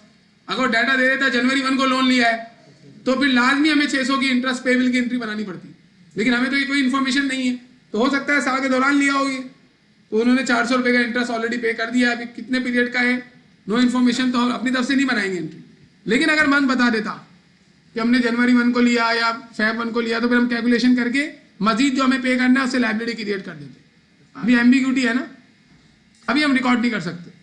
लेकिन अगर यहाँ लिखता कि हमने ये लोन जो लिया है किस डेट को लिया है, तो फिर हम यहाँ पर मजीद इंटरेस्ट रिकॉर्ड करते। 400 का इंटरेस्ट हम ऑलरेडी पे कर चुके हैं, मजीद कितना रिकॉर्ड करेंगे आप? अगर आपने ये लोन ही आपने फॉर एग्जाम्पल Feb को लिया है या मार्च को लिया है, कब लिया है आपने लोन? नहीं पता ना, तो इस वजह से हम रिकॉर्ड नहीं कर रहे, छोड़ देंगे, बस कुछ नहीं करेंगे। हमें डाटा ही नहीं। अगर फॉर एग्जाम्पल यहाँ डेट लिख देते ना बेटा, तो हम कर सकते थे ना। अब किस बेस पर आप 600 रुपये रिकॉर्ड करेंगे मजीद? इस बेस पर कि जनवरी 1 को लोन लिया है, तो हमें तो नहीं मालूम, तो हम छोड़ देंगे। हम बोलेंगे भाई इसने तो डाटा दिया है, बस वही कंप्लीट है। जाहिर सी बात है, जो आप इन्वेस्टमेंट करोगे उस पर आपको इंटरेस्ट मिलेगा, तो आपकी इनकम होगी तो उससे कलेक्ट करोगे ना, तो वो तो पूरा कलेक्ट हुआ हुआ है। और जो आपने लोन लिया हुआ है इस पर आपको इंटरेस्ट देना पड़ेगा, तो वो पे करना पड़ेगा, वो हमारा एक्सपेंस होगा। एक इंटरेस्ट हमारी रेवेन्यू है, एक इंटरेस्ट हमारा एक्सपेंस है। इसमें कंफ्यूज ना हो आप, क्योंकि आगे जाकर आपको इसकी अकाउंटिंग भी पढ़नी है फाइनेंशियल इंस्ट्रूमेंट्स की, IFRS 9, उसमें सारे के सारे इंस्ट्रूमेंट्स इन्वॉल्व होंगे। बहरहाल ये हमारी एडजस्टमेंट बन गई। अब हमें क्या करना पड़ेगा? अब हमें अपना इनकम एंड एक्सपेंडिचर अकाउंट बनाना है। इनकम एंड एक्सपेंडिचर अकाउंट बनाना बहुत आसान काम है। क्यों आसान काम है? क्योंकि इसके अंदर हमें क्रेडिट में सारी रेवेन्यूज और डेबिट में सारे एक्सपेंसेस लेके जाने। तो हमें करना क्या है, अपने रिसीट साइड पर आके रेवेन्यू देखनी है। कौन सी रेवेन्यू नजर आ रही है? सब्सक्रिप्शन 19,000। ये सब्सक्रिप्शन हम लेके जाएंगे, लेकिन इसको एडजस्ट करके लेके जाएंगे। हम लिखेंगे सब्सक्रिप्शन क्रेडिट में। हम यहां पे देखिए हम कैलकुलेशन कर रहे हैं। हम बोल रहे हैं 19,000 कलेक्ट हुआ, जिसमें से 500 जो कलेक्शन है वो तो इस साल की नहीं है, वो तो पिछले साल की थी। तो इस साल हुई है कलेक्शन, तो इनकम तो पिछले साल की थी। ये रिसीवेबल बिगनिंग, तो उसको माइनस कर लेंगे। ये मैंने कल बताया था आपको, बिगनिंग रिसीवेबल माइनस होता है। अब इधर आए आप, एंड में भी दे रहा है एडजस्टमेंट में। तो एडजस्टमेंट में हमारे पास सब्सक्रिप्शन क्रेडिट हो रही है, तो इससे इनकम बढ़ेगी 1000 से, और सब्सक्रिप्शन 500 से डेबिट हो रही है, इससे इनकम कम हो जाएगी। तो 1000 से बढ़ाएंगे और 500 से माइनस कर लेंगे। जो 1000 से बढ़ रही है ये इस साल का रिसीवेबल है, 500 से कम हो रही है वो इस साल का अनर्न्ड है। और इसका मैंने डिटेल में आपको एक जो है वो लिख के भी दिया हुआ है कि कौन सी चीज ऐड होती है, कौन सी चीज लेस होती है। तो ये कितना बन गया? 19,000। इसके बाद दूसरी इनकम है हमारी रेंट रेवेन्यू। इसकी भी एडजस्टमेंट है, लेकिन इसका बिगिनिंग बैलेंस हमें कहीं नजर आ रहा है, रेंट रिसीवेबल नजर आ रहा है 1000। तो आप क्या करेंगे? आप लिखेंगे रेंट रेवेन्यू, और इसको भी एडजस्ट करके लेके जाएंगे। कैसे एडजस्ट करेंगे? आप बोलेंगे भाई रेंट जो कलेक्ट हुआ है ना टोटल ईयर 4,500 की कलेक्शन हुई है, सही है 4,500 कलेक्ट हुए, लेकिन इस 4,500 में 1000 तो पुराने कलेक्ट हुए हैं, तो इस साल की इनकम तो नहीं है, तो उसको आप हटा देंगे। Beginning receivable minus. फिर आप एडजस्टमेंट में आएंगे, और एडजस्टमेंट में आपने देखा तो एक रेंट रेवेन्यू बढ़ रही है, इनकम बढ़ रही है, और 500 से और 300 से कम हो रही है। 500 को ऐड कर लेंगे और 300 को माइनस कर लेंगे। और यही 500 क्या है? एंडिंग रिसीवेबल है, और 300 क्या है? एंडिंग अनर्न्ड है। तो एंडिंग रिसीवेबल ऐड होता है और एंडिंग अनर्न्ड लेस होता है। ये हमने आपको पहले से बता दिया था। 4,500 में से 3,500 हो गया, फिर 3,000 हो गया, कितना हो गया ये? 4,500 माइनस 1,000 प्लस 500 और माइनस 300, 4,600 रुपये। ओहो, 4,500 है ना, 3,700 रुपये। इसके बाद और कौन सी इनकम है हमारे पास? डोनेशन। और डोनेशन की देखिए कोई एडजस्टमेंट नीचे मौजूद नहीं है, तो डोनेशन को डायरेक्ट ले जाएंगे। कितनी डोनेशन है? डोनेशन हमें मिल रही है 2,000 रुपये। ये भी हमारी रेवेन्यू हो गई। इंटरेस्ट ऑन सिक्योरिटीज 200, इसकी कोई एडजस्टमेंट नहीं है, तो भाई इंटरेस्ट ऑन सिक्योरिटीज लेके चलेंगे। इंटरेस्ट ऑन गवर्नमेंट सिक्योरिटीज कितना है? 200 रुपये। इसके अलावा कोई रेवेन्यू है? एडजस्टमेंट में कोई रेवेन्यू आ रही नहीं है, तो बस हमारा क्रेडिट साइड कंप्लीट हो गया। अब डेबिट साइड पे काम करेंगे। डेबिट साइड में पेमेंट्स लेके जाएंगे। पहला क्या है? सैलरी एक्सपेंस, और सैलरी की कोई ऊपर एडजस्टमेंट भी नहीं थी। अब लिखेंगे सैलरी एक्सपेंस। सैलरी एक्सपेंस पहले कितना था? कितना पे किया? 16,000। एडजस्टमेंट में है? नहीं है, तो बस 16,000 ही चले जाएगा, कोई और नहीं है। इसके बाद दूसरी पेमेंट हमने की ग्राउंड रेंट की। 2,000 पहले से एक्सपेंस के तौर पे लिखा हुआ है, और एडजस्टमेंट में देखें 100 रुपये से हमने ग्राउंड रेंट का एक्सपेंस बढ़ाया है, तो ये 2,100 रुपये का हो गया। हम यहाँ लेके जाएंगे ग्राउंड रेंट एक्सपेंस, ब्रैकेट बनाएंगे, फिर क्या? 2,000 प्लस 100, ये 2,100 रुपये का एक्सपेंस चला गया, और 2,100 का ही होना चाहिए। उसी को तो कंसीडर करते हुए हमने 100 से एंट्री बनाई थी कि हमारी 500 की एंडिंग लाइबिलिटी है, और वो लाइबिलिटी कब है? हम पर 2,000 पे करने के बावजूद। तो हमारी टोटल लाइबिलिटी 2,500 थी, जिसमें से बिगनिंग लाइबिलिटी कितनी थी? 400। तो इस दफा जो लाइबिलिटी बढ़ी है वो 2,100 बढ़ी है, तो इस दफा जो लाइबिलिटी बढ़ी है वही तो हमारा एक्सपेंस होता है। और हमने दूसरे तरीके से निकाला, फिर हमें बोला 400 की लाइबिलिटी थी, अब 500 की लाइबिलिटी है, 100 से लाइबिलिटी बढ़ी, और 200 हमने पे भी की है, तो इसका मतलब 200 जो पे कर दिए वो भी एक्सपेंस हो गया, और जो 100 से लाइबिलिटी बढ़ी है वो भी इस दफा का एक्सपेंस हो गया, क्योंकि 400 की पुरानी लाइबिलिटी थी। लाइबिलिटी बढ़ने का मतलब क्या होता है? एक्सपेंस बढ़ गया। 2000 पे करने के बावजूद भी लाइबिलिटी आपकी 100 से बढ़ गई, तो इसका मतलब है 2000 जो पे कर दी वो भी एक्सपेंस है, और मजीद जो 100 रुपए की लाइबिलिटी बढ़ी वो भी एक्सपेंस है। अब अगर लाइबिलिटी आपकी 400 से बढ़ के 1000 हो जाती, आप क्या बोलते? 2000 जो मैंने पे किए हैं, अगर वो एक्सपेंस ना होता जो 2000 मैंने ग्राउंड रेंट पे किया है, तो लाइबिलिटी बढ़ती थोड़ी। लाइबिलिटी बढ़ने का मतलब क्या है कि मजीद एक्सपेंस हुआ है। मजीद एक्सपेंस कितने का हुआ? 600 का और हो गया, तो 2600 रुपये आता है। लाइबिलिटी उस वक्त कम होती है अगर ये लाइबिलिटी कम हो जाए। 400 की लाइबिलिटी थी, नीचे लाइबिलिटी नजर आ रही है 100 रुपये, फिर आप क्या बोलते?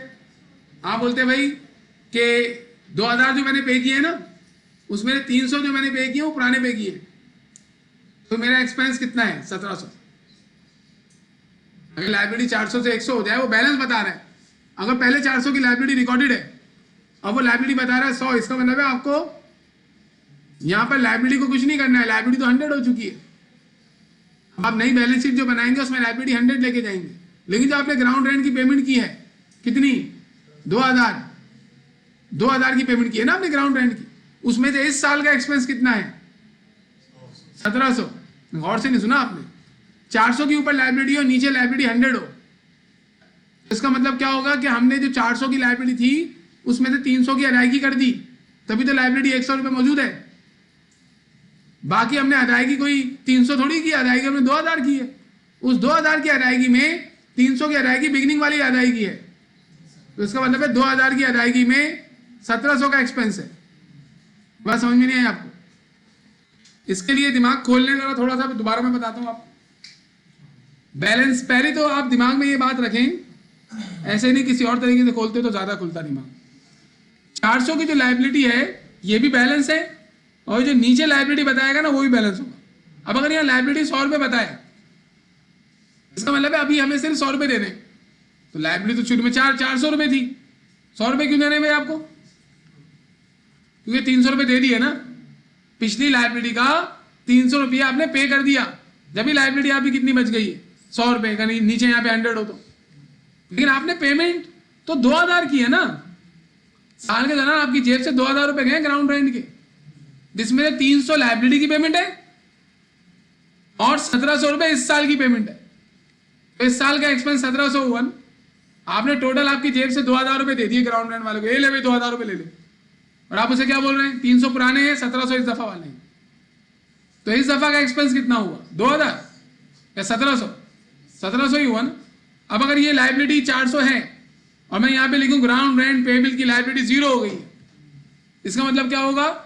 ये जो मैंने पेमेंट की है ना 2000, इसमें 400 पुरानी पेमेंट है और 1600 इस साल की पेमेंट है। जो 1600 इस साल की पेमेंट है वो इस साल का एक्सपेंस होगा, तो आप 1600 एक्सपेंस लेके जाएंगे। दोनों चीजें हो सकती है, लाइबिलिटी बढ़ भी सकती है, कम भी हो सकती है। अगर ये लाइबिलिटी बढ़ जाए, जैसे बढ़ गई अभी, तो आप क्या बोलेंगे? ये जो लाइबिलिटी बढ़ गई है वो भी मेरा एक्सपेंस है, और ये जो 2000 मैंने पे की ये भी मेरा एक्सपेंस है, तो टोटल मेरा 2100 का एक्सपेंस है। ये लाइबिलिटी 400 से 4000 हो जाती है अगर, जबकि पेमेंट आपने 2000 कर दी है, फिर भी लाइबिलिटी आपकी 3600 से बढ़ गई। 3600 तो लाइबिलिटी बढ़ गई, वो इस साल का एक्सपेंस है, लेकिन पे नहीं किया आपने, और पेमेंट भी किया आपने 2000 अलग से, तो फिर आपका एक्सपेंस कितना होता? 5600 रुपये। अभी भी कुछ पूछना है बता दो, दोबारा बता दो, कोई बात पूछनी हो। चले, अल्लाह आप पे रहम फरमाए। ये हो गया ग्राउंड रेंट की कहानी। एक एक्सपेंस हमने यहां से ले लिया। देखिए, मैं तमाम रेवेन्यूज एंड एक्सपेंसेस रिसीट और पेमेंट से उठाता हूं, आपको भी यही प्रैक्टिस रखनी है, वरना तो आप गुमराह हो जाओगे, इधर उधर घूम रहे होगे सवाल में, आपको समझ में नहीं आएगा कि मुझे कौन सी टाइटल कहां से उठाना है। सारे के सारे इनकम एंड एक्सपेंडिचर अकाउंट में तमाम टाइटल की जो इनिशियल अमाउंट है वो आप उठाएंगे रिसीट और पेमेंट से। अब आ रहा है स्पोर्ट इक्विपमेंट, ये तो हमारा एक्सपेंस नहीं है। ऑफिस सप्लाईज, ये भी हमारा एक्सपेंस नहीं है। इंटरेस्ट एक्सपेंस, ये हमारा एक्सपेंस है, इसको ले जाएंगे, और ये 400 है और इसकी कोई एडजस्टमेंट नहीं है, तो इंटरेस्ट एक्सपेंस 400 ही चला जाएगा।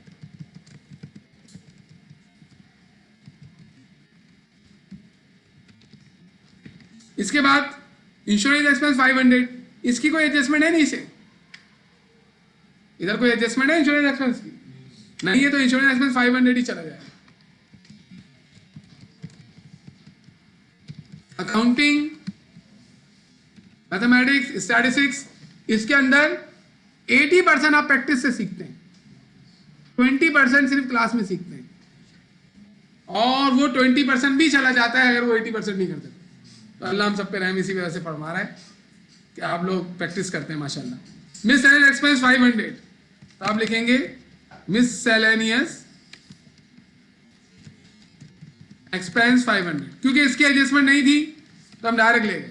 अब हम मजीद एक्सपेंसेस को फाइंड आउट करेंगे जो हमें डाटा फॉर एडजस्टमेंट से मिलेंगे, एडजस्टमेंट जो हमने बनाई।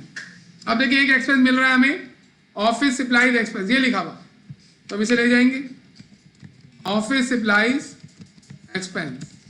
अब एक स्टूडेंट जिसका एडजस्टमेंट का कॉन्सेप्ट बड़ा स्ट्रांग हो वो ये बातें आप समझ सकता है। अब जो बातें अब शुरू हो गई हैं, अब एडजस्टमेंट अगर आपकी वीक है तो फिर आप प्रॉब्लम का शिकार हो जाएंगे, तो आपको पता नहीं चलेगा अमाउंट कैसे लेके आ रहे हैं, क्योंकि आप बहुत सारी बातें ऐसी हम करेंगे जो हम बोल रहे होंगे, सिर्फ लिख के नहीं दिखा रहा हूँ। जैसे मैंने अभी आपको ग्राउंड रेंट पेबल का बताया है, बताएं कितना ही 300, कीड़े कहीं भी आ जाते हैं। अब इसमें दूसरे पॉइंट में कोई एक्सपेंस नहीं है, तीसरे पॉइंट में कोई एक्सपेंस नहीं है, फोर्थ के अंदर एक्सपेंस था वो हम ले जा चुके, ग्राउंड रेंट एक्सपेंस हम ले जा चुके हैं ना ऐड करके। डेप्रिसिएशन एक्सपेंस 2300 ही हम लेके जाएंगे, डेप्रिसिएशन एक्सपेंस 2300। कोई भी चीज जमा करनी थी न्यूमेरिकल में, we have to search everything, बस ये हो गया खत्म। और कोई रेवेन्यू एक्सपेंस हमारे पास नहीं है, हम इसको टोटल कर लेंगे। क्रेडिट साइड का टोटल कितना है, ये आ रहा है हमारे पास 24,900, डेबिट साइड का टोटल है 22,100। तो इसी वजह से क्रेडिट साइड बढ़ी है, तो आप क्रेडिट, इसका मतलब है excess of revenue over expenditure आएगा, तो ये अमाउंट आप दोनों जगह लिख लेंगे जी।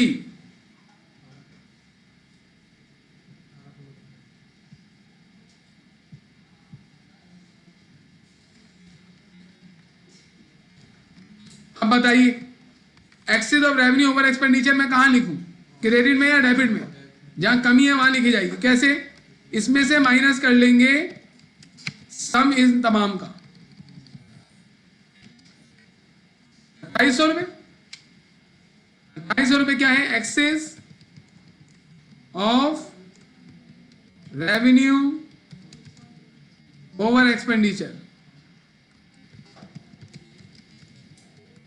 अब इस न्यूमेरिकल में आपने देखा कि आपको कितनी चीजें एडजस्ट करके ले जानी पड़ी, और इसमें एडजस्टमेंट के अंदर भी काम हुआ है। देखें ग्राउंड रेंट, पहले आप क्या करते थे, ग्राउंड रेंट पेबल की डायरेक्ट 500 से एंट्री बनाते थे, अगर और आपको मालूम चला नहीं, अगर पहले से बैलेंस मौजूद है तो हमें थोड़ा सा देखना पड़ेगा। लेकिन रिसेबल पेबल के अंदर जो रिसेबल वाला है सब्सक्रिप्शन और रेंट रेवेन्यू, इसके अंदर मैंने आपको तरीका जो बताया उसको फॉलो करें, वो आसान है। और मैंने आपको सब्सक्रिप्शन का अकाउंट भी बता दिया है। नॉन प्रॉफिट ऑर्गेनाइजेशन में ऐसा हो सकता है वो आपको अकाउंट दे दे और बोले इसे बनाओ, ये न्यूमेरिकल में भी दे सकता है और एमसीक्यू में भी दे सकता है। This is important, this is examined, important है ये, इसको जरा सीरियस याद रखिएगा कि सब्सक्रिप्शन का अकाउंट कैसे बनाते हैं। रिसेबल का अमाउंट, बिगिनिंग रिसेबल का डेबिट में, अनअर्न्ड बिगिनिंग का क्रेडिट में, इसके अलावा कलेक्शन क्रेडिट में, और अनअर्न्ड एंडिंग का डेबिट में, और रिसेबल एंडिंग का क्रेडिट में, और फिर माइनस प्लस करके बैलेंस निकालोगे। जो बैलेंस आएगा वो सब्सक्रिप्शन इनकम होगी। इस तरीके से आप कर लीजिएगा। अब इसका बनाते हैं statement of affairs. Statement of affairs बनाना इसमें आप बहुत आसान है, सारे एंडिंग बैलेंसेस लेके जाने पड़ेंगे।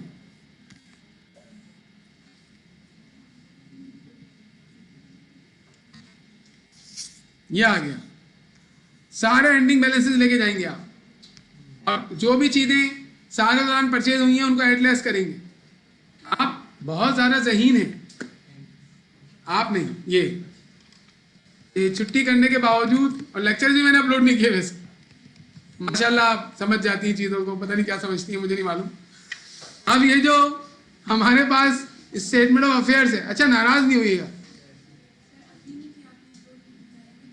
हाँ वो करेंगे, लेकिन अभी की क्लास के अंदर तो आपको इश्यूज हो रहे होंगे ना थोड़े बहुत, जबरदस्त। जब हम लोग पढ़ते थे तो हम लोग बड़े परेशान होते थे अगर हमारी क्लास छूट जाती। तो एक दफ़ा इकोनॉमिक्स का इंडिफरेंस कर्व का लेक्चर था, बीकॉम में हम पढ़ते थे, उससे पहले इंडिफरेंस कर्व हमने कभी नहीं पढ़ा था, तो वो लेक्चर मेरा मिस हो गया। मिस ऐसे हो गया कि हालात वगैरह ख़राब हो गए तो मैं अकेडमी नहीं पहुंच सका। तो फिर मैंने क्या किया होगा, मैं दूसरी सुबह उर्दू बाजार गया और जो जो किताबें सर ने बताई थी वो सारी परचेज की, और उसके बाद हमारा जो इकोनॉमिक्स का सेशन होता था ना वो मंडे होता था, बस सिर्फ मंडे को होता था। तो फिर मैंने पूरे वीक, अब जो सर ने लिख के दिया है वो तो नोटिंग है, उससे थोड़ी समझ में आ रहा है मुझे, तो पूरे वीक मैंने उस टॉपिक को 4-5 किताबों से स्टडी किया, और फिर जब मैं क्लास में गया तो मेरी नॉलेज सबसे ज़्यादा थी। हालांकि हमें रिकॉर्डेड लेक्चर तो नहीं मिला, अभी मैं तारीफ वारीफ नहीं कर रहा हूँ, तो मैं तरीका बता रहा हूँ आपको कि आप इस तरीके से काम कर सकते हैं कि अगर आपका लेक्चर मिस हो गया, कोई आगे आपको हर जगह रिकॉर्डेड थोड़ी मिलेगा, लेकिन आपके पास यूट्यूब है, यूट्यूब में हर चीज़ सही भी नहीं है ना, कि कौन बोल रहा है ये देखना पड़ता है। हम हर कोई ऐरा गैरा रत्तू खैरा क्या करता है, दूसरे की चीज़ को कॉपी करके कुछ ना कुछ बना देता है उल्टा सीधा। तो फॉलो करने से पहले आपको पूछना पड़ेगा कि हम किसको फॉलो करें, सही। जैसे मेरे हर चीज़ थोड़ी है इसमें। अब तुम लोगों को अगर एसएफएम पढ़नी है तो एसएफएम में आपको अगर रिकॉर्डेड चीज़ नहीं मिल रही तो फिर आपको क्या करना है, इसके तरीके आपको सीनियर से पूछने पड़ेंगे या फिर आप अपने टीचर से कंसल्ट करें। मैंने कहा था ना एलिमिनेट हो जाएंगे वो लोग, याद है आप, देखें एलिमिनेट हो गया वो, घर पे बैठ के पढ़ रहा है आराम से सुकून से। अबू बकर की बात कर रहा हूँ, बुरा नहीं मानता ना, इस वजह से मैं बोल देता हूँ उसके बारे में। बहरहाल ये लोग वो नहीं सुनना चाहते तो हम बातें कर रहे हैं। अब हम क्या करेंगे, अब हम बैलेंस शीट बनाएंगे, तो बैलेंस शीट में पहले क्या आता है, करंट एसेट में कैश। कैश ये जो बिगनिंग है ये थोड़ी जाएगा, हमने जो कैश कंप्यूट किया था एंडिंग उसको हम लेके जाएंगे, और हमने एंडिंग कैश कितना कंप्यूट किया 6800। हम इसको 6008 कहाँ चला गया, ये रहा 6800 अपना कैश लेके जाएंगे, कैश 6800। आप लोग तैयार रहे, अगले 2 क्वेश्चंस के बारे में मैं आपसे पूछूंगा। अब इधर आपके पास क्या आएंगे, रिसीवेबल्स, और आपके पास 2 रिसीवेबल्स हैं, subscription receivable and rent receivable. इन दोनों के कौन से बैलेंसेस लेके जाएंगे, एंडिंग। हर चीज बैलेंस शीट में एंडिंग जाती है। सब्सक्रिप्शन रिसीवेबल,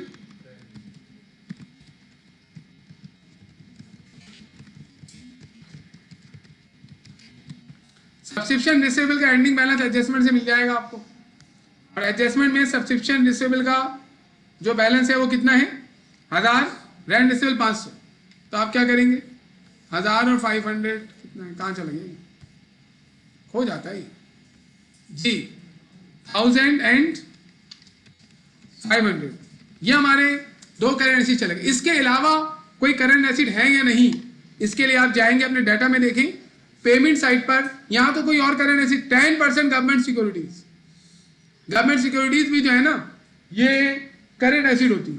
क्यों, क्योंकि आप with in an accounting period cash में कन्वर्ट कर सकते हैं, एक दिन में कर लें आप, और 10% गवर्नमेंट सिक्योरिटीज करंट एसेट में आता है, और ये रिसीवेबल से भी ज्यादा करंट होती है।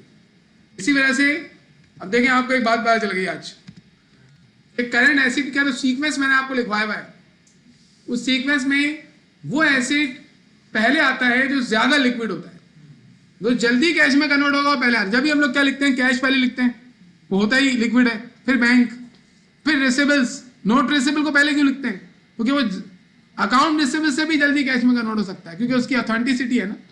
फिर रिसीवेबल, फिर मर्चेंडाइज, क्योंकि मर्चेंडाइज रिसीवेबल से बाद में कन्वर्ट होती है कैश में। क्यों, क्योंकि पहले मर्चेंडाइज रिसीवेबल बनती है, फिर रिसीवेबल कैश बनता है। फिर आप देखिए सप्लाईज और प्रीपेड नीचे आ रहे होते हैं, क्योंकि वो कैश में कन्वर्ट ही नहीं होते। इसी तरीके से फिक्स एसेट के अंदर सीक्वेंस ही होता है कि वो फिक्स एसेट पहले आएगा अपनी तरफ से, जो ज्यादा लेट एक्सपायर होगा। कैश में कन्वर्ट क्यों होता है fix asset, non current asset. Non current asset ऐसा एसेट होता है जो कि हम यूज करने के लिए लाते हैं और एक से ज्यादा अकाउंटिंग तक बेनिफिट देता है। तो आप उसकी सीक्वेंस में देखें, मैंने पहले क्या लिखा था, बिल्डिंग, फिर मशीन। तो बिल्डिंग ज्यादा चलती है, मशीन, लैंड, पहले सबसे पहले लैंड लिखवाया था। बिल्डिंग और मशीन में बता दें आप, बिल्डिंग ज्यादा चलती है तो बिल्डिंग इस बात से मशीन से पहले लिखी हुई है। तो इस सीक्वेंस का भी रीजन है। इस तरीके से लायबिलिटीज के अंदर भी आप करंट लायबिलिटी पहले लिखते हैं, लॉन्ग टर्म लायबिलिटी बाद में लिखते हैं। और करंट लायबिलिटी में वो लायबिलिटी पहले आएगी जो ज्यादा करंट है, जल्दी कैश में कन्वर्ट, जल्दी पे करनी पड़ेगी। जो जितनी जल्दी पे करनी है उसको उतना ऊपर लिखेंगे आप। और लॉन्ग टर्म लायबिलिटी में उस लायबिलिटी को सबसे ऊपर लिखेंगे जो जितनी लेट पे करनी है। Behral, I have told you the reason for sequence of financial statement. अब आ जाए इधर हम लिखेंगे 10% गवर्नमेंट सिक्योरिटी। अब आप लोग खुद भी इस चीज को देख सकते हैं कि आप ऑर्डर में कोई चीज सही लिख रहे हैं या नहीं। इस ऑर्डर के पीछे पड़े रहते हैं लोग स्टूडेंट शुरू में, सर ये ऑर्डर हटा दें, ऑर्डर के बगैर नहीं करेंगे आप। अब आपको समझ में भी आ गया होगा ऑर्डर का रीजन क्या है, सिक्योरिटी। और आप जब बनाएंगे फाइनेंशियल स्टेटमेंट आप देखिएगा ऑर्डर से एक चीज भी ऊपर नीचे नहीं कर सकते आप। सिक्योरिटीज जी 10% गवर्नमेंट सिक्योरिटीज कितनी है, 2000। इसके अलावा कोई करेंट एसेट है, इधर देखिए जरा, यहाँ पे हमें पेमेंट में ऑफिस सप्लाई, अच्छा इधर से हमने करेंट एसेट सारे ले लिए, गवर्नमेंट सिक्योरिटी ले ली, सब्सक्रिप्शन रिसीवेबल, रेंट रिसीवेबल के एंडिंग बैलेंस ले लिए, बाकी तो फिक्स एसेट है, कैश भी ले लिया हमने। अब यहाँ ऑफिस सप्लाईज 500 नजर आ रही है लेकिन 500 नहीं लेंगे हम, क्यों, क्योंकि इसमें से 300 एक्सपायर हो चुकी है। तो हम लिखेंगे ऑफिस सप्लाईज 500 माइनस 300, यह आ गया 200। इसके बाद हमारे पास कोई करंट एसेट यहां तो नजर नहीं आ रहा, एडजस्टमेंट में देख लें क्या कोई करंट एसेट एडजस्टमेंट में है, यहां पर कोई current asset, there is no current asset, finished. अब बताएं ये हमारे करंट एसेट कंप्लीट हो गए। अब आप क्या करेंगे, इनको सम कर लेंगे। अब हमारे फिक्स एसेट में क्या क्या है, बिल्डिंग है, देखिए 3 है ना, बिल्डिंग है और ऑफिस इक्विपमेंट है, स्टोर इक्विपमेंट है, और तीनों के एक्यूमुलेटेड भी है। हम क्या लिखेंगे, non current assets, non fix asset. ये नॉन फिक्स एसेट क्या है, नॉन फिक्स एसेट नहीं होता भाई, हाँ नॉन फिक्स एसेट मतलब तो करंट एसेट हो गया ना। तो पहले लिखेंगे बिल्डिंग और बिल्डिंग में से लेस करेंगे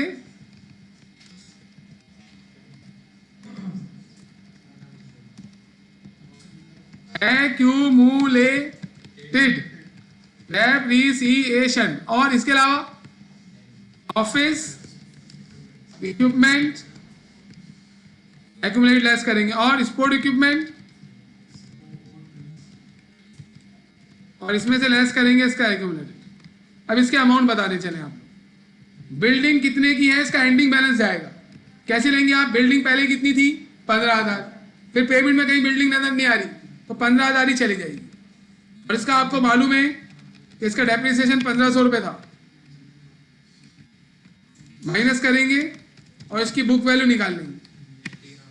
इसके बाद ऑफिस इक्विपमेंट पहले कितनी थी 1000, और ऑफिस इक्विपमेंट कहीं परचेज नहीं हुई तो ऑफिस इक्विपमेंट 1000 ही आ जाएगी, इसमें से लेस कर लेंगे इसका 100 रुपये का डेप्रिसिएशन, तो इसकी बुक वैल्यू भी आ जाएगी। इसके अलावा स्पोर्ट इक्विपमेंट पहले कितनी थी 5000, 2000 मजीद खरीदी, कितनी हो गई 7000, और इसका जो एक्यूमुलेटेड है वो 700, लेस करेंगे और ये हमारे पास इसका बुक वैल्यू आ गई। अब इनको सम करके अपना फिक्स एसेट निकाल लेंगे और ये देख लेंगे लेकिन पहले कहीं और फिक्स एसेट तो नहीं है जी। 20,700, this is total non current assets and this is total current asset. अब लाइबिलिटी, अब आप लोग मुझे बताएं लाइबिलिटी में क्या क्या जाएगा। शुरुआत में हमारे पास पहले करंट लाइबिलिटी लिखी जाती है, सही है। एक सैलरी पेबल की लाइबिलिटी थी 600, ओहो सैलरी पेबल की लाइबिलिटी 600 थी और एंड में सैलरी पेबल की कोई लाइबिलिटी नहीं है, तो यहां तो जब सैलरी पेबल की कोई लाइबिलिटी नहीं है तो उसका मतलब है 600 हमने पे कर दिया होगा ना, और यहां पर सैलरी पेबल की लाइबिलिटी, सैलरी पेबल की पेमेंट कितनी नजर आ रही है 16,000। अब मुझे बताएं आप क्या एक्सपेंस कितना होगा, सैलरी पेबल की लाइबिलिटी नजर नहीं आ रही ना, तो इसका मतलब हमारा एक्सपेंस 15,400 है, तो एक्सपेंस को हमें ठीक करना पड़ेगा, 15,400 का एक्सपेंस आएगा यहाँ जी। कहाँ है सैलरी एक्सपेंस, भाई करने दे यार। 16,000 की पेमेंट हुई है, इसमें से 600 की पुरानी लाइबिलिटी पे हुई होगी क्योंकि वो लाइबिलिटी एग्जिस्ट नहीं करती। 15,400 हमारी इनकम सही हो गई 3,400। इसके अलावा अब जब हम ये बनाएंगे ना अपनी balance sheet, statement of affairs, तो इसमें कोई सैलरी पेबल की लायबिलिटी नहीं जाएगी। ये नहीं कि आप शुरू वाली उठा के लिख दें, उसमें कोई लायबिलिटी मौजूद नहीं है। अच्छा, इसके अलावा क्या लायबिलिटी थी हमारे पास? Ground rent payable. ये ग्राउंड रेंट पेबल अब 400 नहीं है, 500 है। 400 पुरानी थी, 100 से मजीद बड़ी है ना, तो आप यहां लिखेंगे ग्राउंड रेंट पेबल।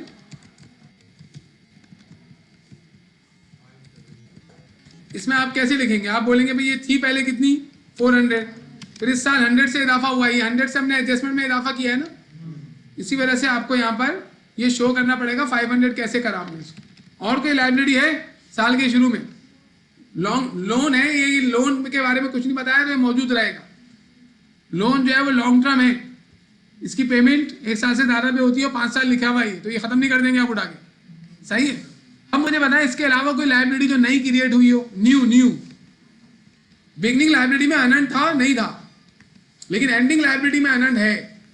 अब आप मुझे बताएं, देखिए यहाँ पे एडजस्टमेंट में आपको अनंत नजर आएगा। ग्राउंड रेंट पेबल हमने ले लिया है, 2 अनंत सब्सक्रिप्शन, अनंत रेंट, तो ये तीनों लेके जाएंगे, दोनों लेके जाएंगे।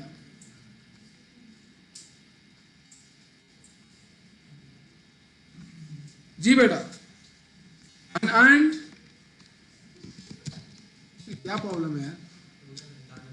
अनअर्न्ड सब्सक्रिप्शन आपको अच्छा लगेगा, आप लोग चाहते हो तो मैं तैयार हूं भाई, मुझे कोई प्रॉब्लम नहीं। अनअर्न्ड रेंट, अनअर्न्ड सब्सक्रिप्शन का कितना अमाउंट है एंडिंग? यहां इसने बताया ना 500 300, तो हम यहां से ले लेते हैं 500 300। कोई और लायबिलिटी नजर आ रही है आपको? बस हमारी लायबिलिटी खत्म हो गई। लोन है हमारे पास 10% लोन, ये हमें कब पे करना है? 5 साल बाद। कितना लोन है? 10,000। बना सकते हैं, हम लोग यहाँ नहीं बना रहे, आगे जाके हम कंपनी अकाउंटिंग में बनाएंगे। करंट लायबिलिटी की अलग हेडिंग डालेंगे लायबिलिटीज में, और यानी कि शॉर्ट टर्म लायबिलिटी और लॉन्ग टर्म लायबिलिटी की अलग डालेंगे। टर्म मतलब होता है मुद्दत, TRM टर्म। शॉर्ट टर्म मतलब के 1 साल से कम मुद्दत के अंदर पेमेंट करनी। लॉन्ग टर्म मतलब उसकी मुद्दत 1 साल से ज़्यादा के अंदर। तो यहाँ पे आ जाएगा टोटल लायबिलिटीज। अकाउंटिंग की बहुत सारी, जिसको अकाउंटिंग आती है वही फाइनेंस पढ़ सकता है, कि फाइनेंस शुरू वहां से होती है जब अकाउंटिंग आपको सारी आती है।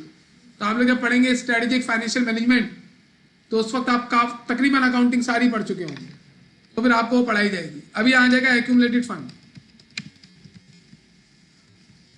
ये मेरे दिमाग में बात आई थी ऐसी बता दी। अब इसमें लिखेंगे एक्यूमुलेटेड फंड बिगिनिंग। जी, क्या बिगिनिंग एक्यूमुलेटेड फंड क्वेश्चन में दिया हुआ था? नहीं, ये हमने खुद कंप्यूट किया है। ये कंप्यूट हुआ है 15,000 रुपये। इसको 15,000 रुपये को बिगिनिंग एक्यूमुलेटेड फंड की जगह पर लेके चले जाएंगे, और इसमें ऐड होता है क्या? 15,000 था ना, इसमें हम excess of revenue over expenditure लेके जाएंगे जो ऊपर हमने कंप्यूट की है। कितनी है? 3,400। 3,400 को अब ऐड कर लें। अगले दोनों क्वेश्चन आपने करने बेटा,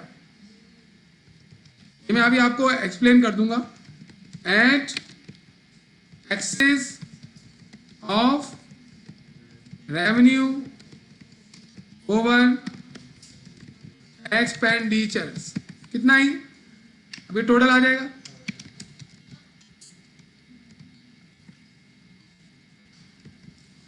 ये कहलाएगा टोटल एक्यूमुलेटेड फंड।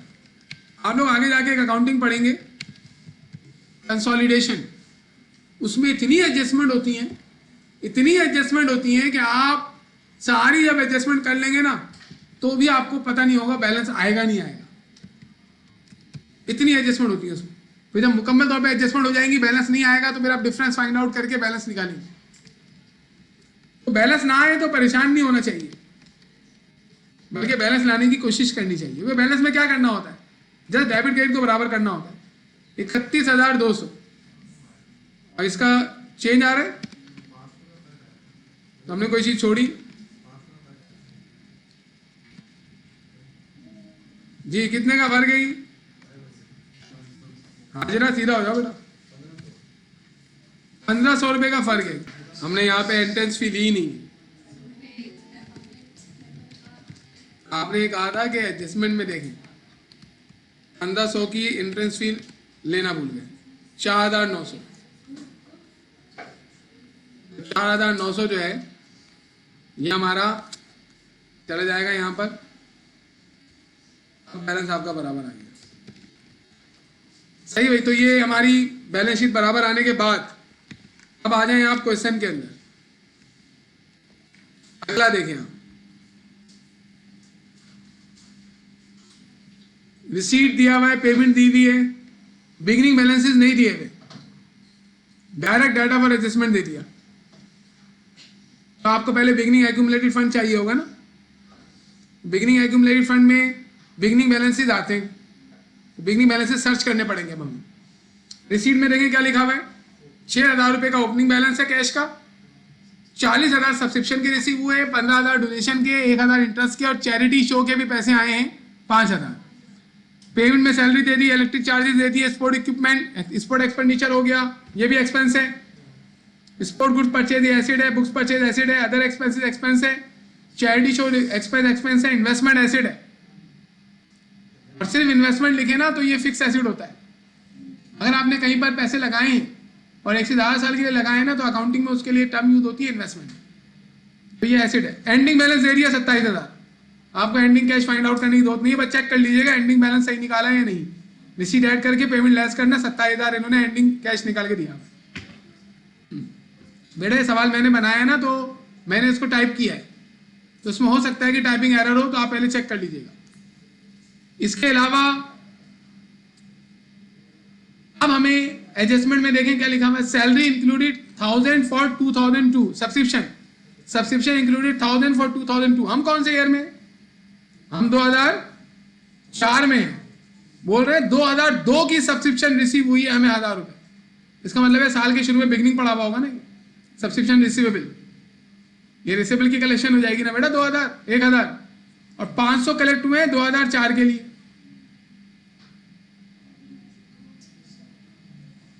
काम करें, इसमें थोड़ी तब्दीली करते हैं सवाल में। आप अपने पास हैंडआउट में लिख लीजिएगा क्वेश्चन नंबर 9। यहां क्या लिखा हुआ है कि हमें 2004 में, इधर लिख लेते हैं ये 2003 की कलेक्शन है और ये कलेक्शन 2005 की है और इसके अलावा 2004 की रिसीवेबल, ये ऐसे हो जाएगा। This is a case. तो आप क्या बोलेंगे, जो 1,000 रुपये है वो पिछले साल का रिसीवेबल है, 2005 का एंड कलेक्शन 500 है, तो ये क्या हो गया अनंत, और ये इस साल का रिसीवेबल हो गया। तो इस तमाम के अंदर आपको बिगनिंग एसिड तो एक ही मिला, कौन सा इसमें से बिगनिंग एसिड कौन सा है, 1,000 रुपीज सब्सक्रिप्शन रिसीवेबल नाम है ना उसका। इसके अलावा इन्होंने जनवरी 1, 2003 के एसिड भी दिए हैं 3, तो ये 3 एसिड बिगनिंग कैश ऊपर दिया हुआ है इन्होंने 6,000 और इसके अलावा सब्सक्रिप्शन रिसीवेबल 1,000। इन पांचों को ऐड कर लेंगे, लाइबिलिटी नहीं है, इन पांचों को ऐड कर लेंगे, हमारे पास आ जाएगा एक्यूमुलेटेड फंड बिगनिंग। इसके बाद एडजस्टमेंट बनाएंगे आप। पहली एडजस्टमेंट क्या बनेगी, 1,000 वाली, कल बनवाइए मैंने आपको। सब्सक्रिप्शन डेबिट होगा इसमें, बोले पूरी एंट्री बोले नहीं, सब्सक्रिप्शन की टोटल कलेक्शन हुई है 40,000, इसमें पिछले साल की 1,000 रुपये कलेक्शन शामिल है। तो हमने ये जब 1,000 रुपये कलेक्ट किए होंगे ना, हमने एंट्री बना दी होगी कैश डेबिट सब्सक्रिप्शन क्रेडिट, जबकि एंट्री ये नहीं बननी चाहिए थी, cash debit subscription receivable credit entry बननी चाहिए थी। कल तो बताया है मैंने आपको। अब आप क्या करेंगे, करेक्शन करें,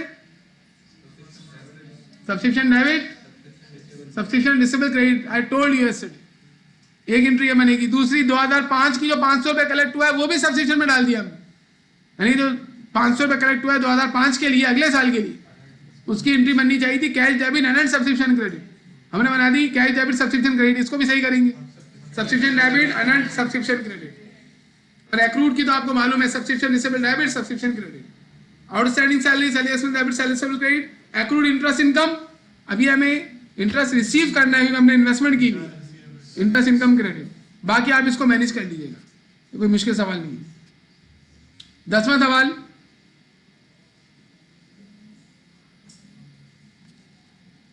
अब्दुल हादी स्पोर्ट क्लब में रिसीट्स दी हुई है, ये 3 रिसीट्स हैं, 2 रिसीट्स हैं, बिगिनिंग बैलेंस है और ये पेमेंट्स दी हुई है।